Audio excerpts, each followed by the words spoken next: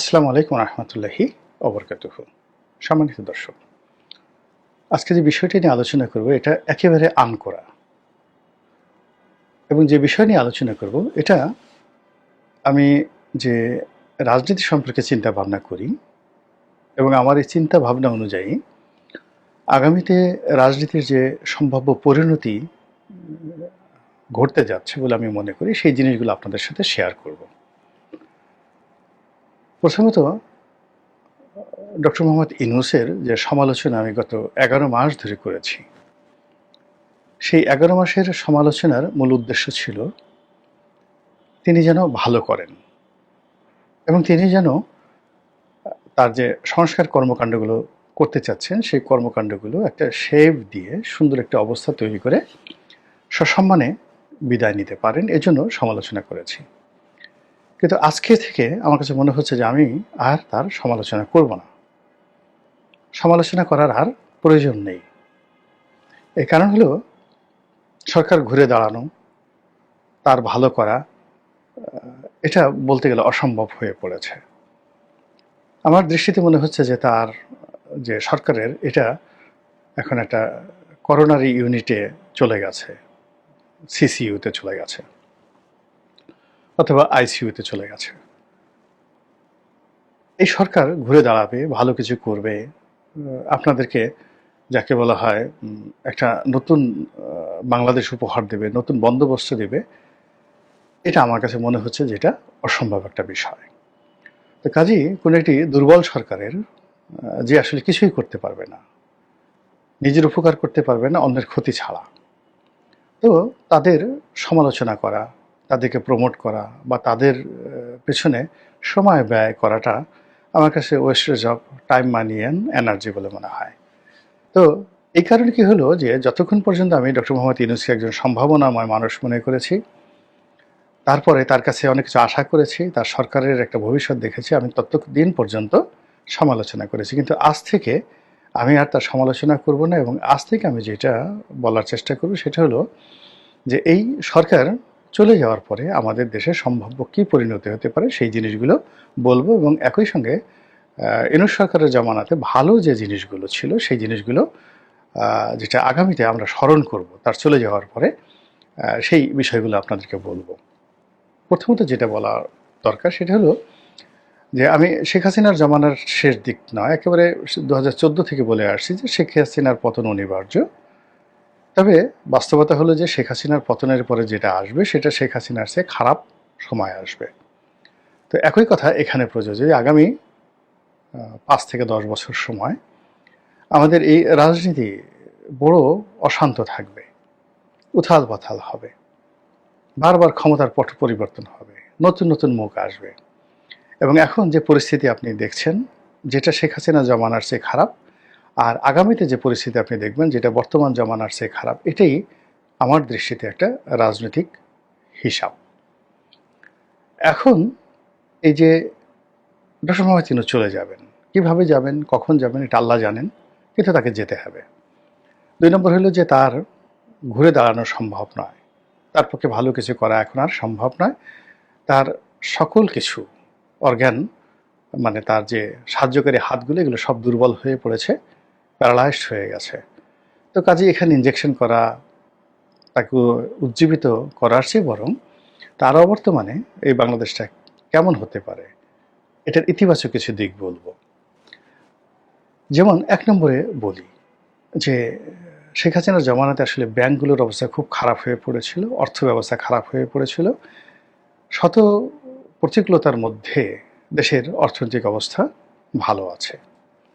2 নম্বর হলো যে ডক্টর মোহাম্মদ ইউনূস এবং তার যারা সহযোগী লোক রয়েছেন তারা উদ্যোগী হয়ে এখন পর্যন্ত একটা ক্রিমিনাল অফেন্স ঘটায়নি, কাউকে বলেনি মামলা দাও, মোকদ্দমা দাও। এমনকি তার যারা উপদেষ্টা রয়েছে তাদেরকে ছোট লোক, নিম্নজাতের লোক, তারপর শেষে চোর, গুন্ডা, বদমাশ বলে অসংখ্য মানুষ গালাগাল করেছে, কিন্তু কেউ তাদের বিরুদ্ধে মামলা করেনি। এখানে মামলা মোকদ্দমাগুলো হয়েছে মূলত বিএনপির লোক করেছে, জামাতের লোক করেছে, আওয়ামী লীগের বিরুদ্ধে বা তাদের প্রতিপক্ষের বিরুদ্ধে। এখানে ডক্টর মোহাম্মদ ইউনূস এবং তার যারা লোকজন রয়েছে এই কাজগুলো করেনি। তো এটা আগামী দিনে আফসোস করবেন যে এমন একটা দল বা এমন একটা গোষ্ঠী সরকারে ছিল, যে গোষ্ঠী নিজেরা উদ্যোগী হয়ে তারা মামলার বাদী হয়নি, মামলা করেনি। তারা হয়তো দেখা গেল যে আপনি অভিযোগ করবেন যে তারা এটা বাধা দিতে পারতো বা এই ধরনের পরিস্থিতি নিয়ন্ত্রণ করতে পারতো, সেটা ভিন্ন প্রসঙ্গ। আমি তো বললাম যে এটা নিয়ে আলোচনা করবো না, কিন্তু আপনারা আফসোস করবেন যে আগামীতে যারা শাসক তারা যখন নিজেরা অত্যাচারের স্টিম রোলার চালাবে, তখন আপনি আফসোস করবেন যে ইউনূসের জামানা ভালো ছিল। এর কারণ হলো ইউনূস নিজে, ডক্টর মোহাম্মদ ইউনূস, উনি নিজে কখনো বা ওনার যারা লোকজন আছে অত্যাচারীর ভূমিকায় অবতীর্ণ হননি, মামলা মোকদ্দমা দেননি। এটা হলো 2 নম্বর জিনিস। আগামীতে এই জিনিসগুলো স্মরণ করতে হবে এবং কাঁদতে হবে। 3 নম্বরে যেটা মনে হচ্ছে যে এখানে যারা আছেন মোরালে সবাই আপাদমস্তক ভদ্রলোক মানুষ। আমরা তাদেরকে নানাভাবে উত্তেজিত করেছি, নানাভাবে আমাদের মতো করে তাদেরকে অভদ্র বানানোর চেষ্টা করেছি, তাদেরকে আঘাত করার চেষ্টা করেছি, তাদের চরিত্র নিয়ে নানাভাবে কথা বলার চেষ্টা করেছি, তাদের ব্যক্তিগত জীবন নিয়ে আমরা ভিডিও বানিয়েছি, কিন্তু তাদের মুখ থেকে আমরা যারা মন্দ কাজ করেছি আমাদের সম্পর্কে একটা মন্দ শব্দ বের হয়নি। কিন্তু আগামীতে যারা আসবে তাদের সম্পর্কে মন্দ কথা বলার সঙ্গে সঙ্গে 1 ঘন্টার মধ্যে দেখবেন যে জায়গা মতো চলে গেছে। আপনি এখন বিদেশে থাকলে দেখবেন আপনার গ্রামের বাড়িতে আক্রমণ হচ্ছে, আপনি বিদেশে বসে একটা কথা বলবেন, আপনার আত্মীয় স্বজন, বাপ ভাই ব্রাদার দাদা দাদি যারা আছে প্রত্যেকটা কেউ যদি মরে গিয়ে থাকে তার কবরের উপর চাবুক মারা হবে। যে কাজটি এই জমানাতে বর্তমান যারা আছেন তারা করেননি। 4 নম্বর হলো যে ব্যক্তিগত পর্যায়ে যে দুর্নীতি, এটা বাংলাদেশে যদি এই সরকারের সাথে যারা সম্পৃক্ত রয়েছেন প্রথম থেকে শেষ পর্যন্ত, ব্যক্তিগত পর্যায়ে যদি দুর্নীতির হার ধরেন একেবারে নগণ্য, একেবারে নগণ্য।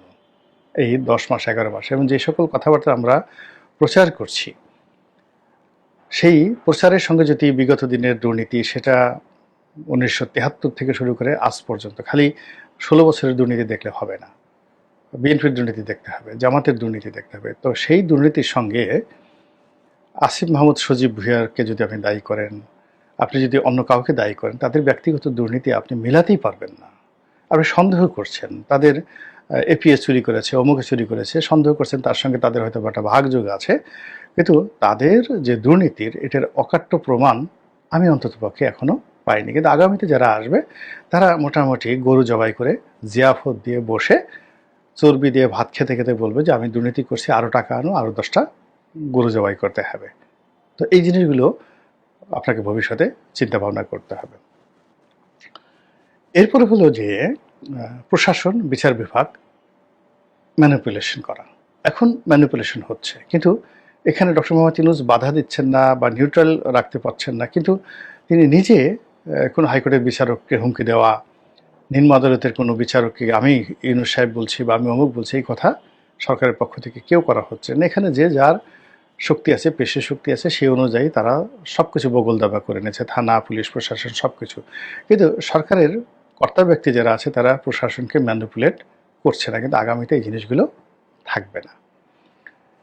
এরপরে 6 নম্বর হলো যে এখানে যারা আছেন অন অ্যাভারেজে তাদের সবারই শিক্ষা দীক্ষার মান, এটা নৈতিক শিক্ষা বলবো না, প্রাতিষ্ঠানিক যে শিক্ষার মান সর্বোচ্চ পর্যায়ের, এটা একটা রাজনৈতিক সরকারের কল্পনাই করা যায় না। ফলে তাদের সব কিছুর মধ্যেই আপনি শিক্ষা দীক্ষার একটা অভিব্যক্তি দেখতে পাবেন, যেটা আগামীতে আপনি দেখতে পাবেন না। আর সবার শেষে হলো এখানে যারা আছেন তারা কেউ বাই বর্ন ক্রিমিনাল নন, তাদের কারোর মধ্যে নিষ্ঠুরতা নাই। এমনকি আমরা যাকে ডাস্টবিন শফিক বলি, কিংবা যাকে আমরা সেই উপদেষ্টা মানে যাকে বলে এই প্রেস সচিব বলি, অনেকেই তার ব্যাপারে বিরক্ত, না বুঝে বিরক্ত। যারা শফিক সাহেবকে চিনেন, he is one of the finest man. এখানে রাজনীতির কবলে পড়ে তিনি সব দিশাহারা হয়ে পড়েছেন। আপনার কে খুশি করার জন্য সে যে কথাগুলো বলা দরকার ওটা তিনি অভ্যস্ত নন, কিন্তু তার পরিবার, তার শিক্ষা, তার ক্যারিয়ার, এই পুরো জায়গাতেই নম্রতা, ভদ্রতা, বিনম্রতা, এটা তার অলংকার। এবং নিষ্ঠুরতা, এরে মারো, ওরে ধরো, গুন্ডা টুন্ডা পাঠিয়ে, মানে একেবারে যাকে বলে যেটা কুরিলিটি বলা হয়, হায়না টাইপের যে চরিত্র, এটা আসলে এই সরকারের কারোর মধ্যে নেই। এটা সিঙ্গেল ওয়ান, কেউ নেই। ফলে তারা হয়তো ব্যর্থ হয়েছে, তারা প্যারালাইজড হয়েছে, তারা চলে যাবেন, কিন্তু আগামীতে যাদের আসবেন তাদের মধ্যে এই ৭টি জিনিসের একটিও আপনি দেখতে পাবেন না। ফলে আপনাকে তখন চোখে বোম্বাই মরিচ দিয়ে কাঁপতে হবে এবং বলতে হবে যে ভালোই তো ছিল, আগেরটি তো ভালো ছিল। তো এটাই আসলে রাজনীতির একটা ট্র্যাজেডি, জীবনের একটা ট্র্যাজেডি। এইভাবেই ঘটনা ঘটে।